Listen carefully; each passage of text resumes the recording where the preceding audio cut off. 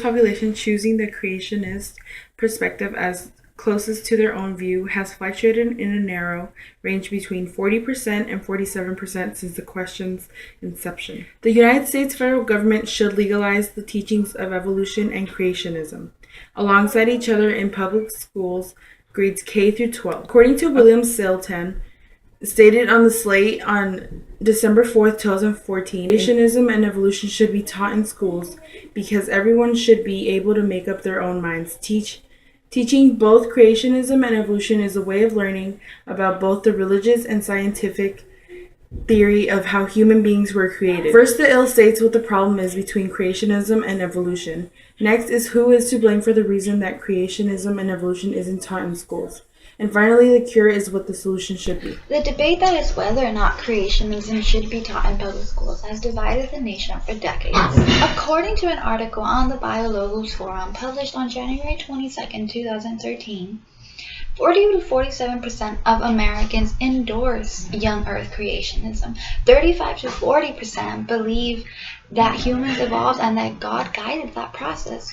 And 9 to 16% believe that humans evolved and that God had no role in the process. Because creationism is associated with religion, teaching it in public schools is considered unconstitutional under the Establishment Clause. However, Dr. John D. Morris reasons that the claim that the belief in creation is religious is of course true, but no more religious than the belief in evolution. Evolution, which is a scientific belief in how the world originated, does not actually have a scientific origin based on proven facts, because science is founded on observation and experiments.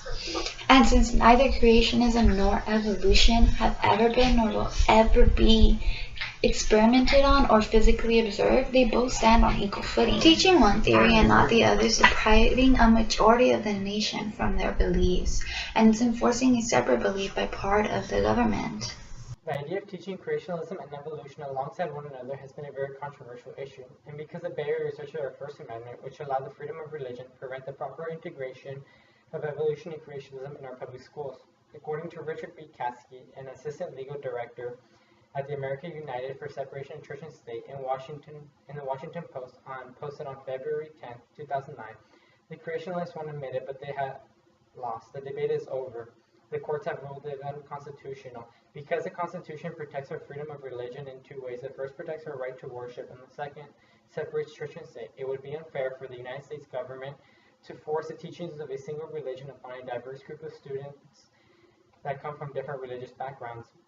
More and more now, people are starting to believe in the ideas and teachings of evolution rather than creationism. According to Jahavi Baru, posted on the Huffington Post on June 6, 2012, the percentage of Americans who believe in evolution have also increased by 6% over the last 30 years.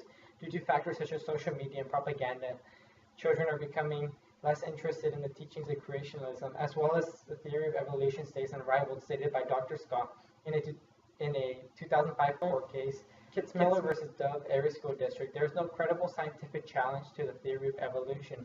Because the younger generations are starting to lose interest in the ideas of creationism and laws protecting the freedom of religion, creationism might not be taught alongside evolution in K-12 public schools again. Many students will argue that the teaching of evolution opposes their religious beliefs. Many are taught that the world and everything on this earth was created by a divine power like God.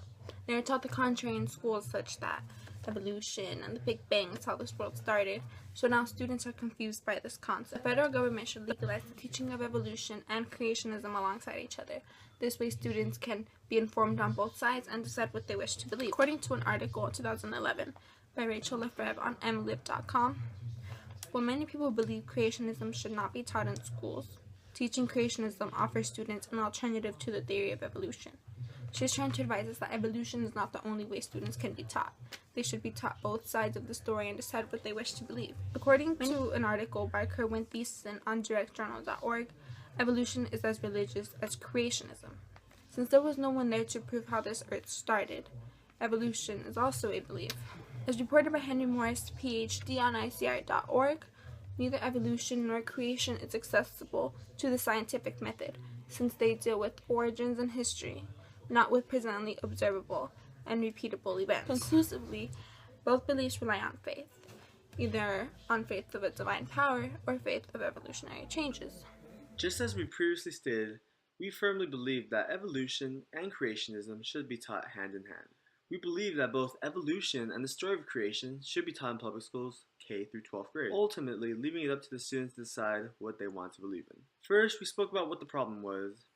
Then we talked about who was to blame for the issue. And lastly, we spoke about possible solutions to resolve the issue we are arguing. We feel if the theory of evolution is the only option the children have to learn at public schools, you are limiting the education of different cultures and depriving the children of knowledge and the opportunity to educate these children of the other side of the story. The public schools of America should have the freedom to learn about creationism. As the famous Nelson Mandela once said, "There is no easy walk to freedom anywhere, and many of us will have to pass through the valley of shadow of death again and again before we reach the mountaintop of our desires."